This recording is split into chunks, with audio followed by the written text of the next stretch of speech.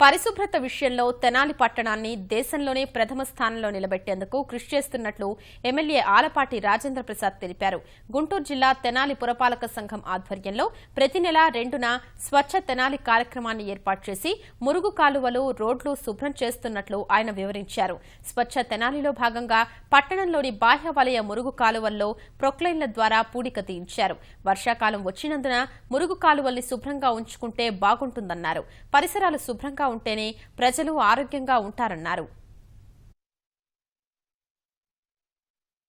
నెల కూడా 2వ తారీఖున ఈ కార్యక్రమం తీసుకోవడం జరుగుతోంది. కాలువలు ఏంటంటే నీరు పారడానికి కాలువలు కట్టుకున్నాం, కానీ మన చెత్త చెదారం మనకి ఏది పడితే అది ఆ కాలువలో వేస్తే దానివల్ల నీరు వెళ్లకుండా ఆ మురుగు కూడా అక్కడ వాతావరణంలో వచ్చే మన్ను లేకపోతే ఆ యొక్క డస్ట్ నిలవండి అక్కడ సిల్టేజ్ ఏర్పడే ప్రమాదం కూడా ఉంది.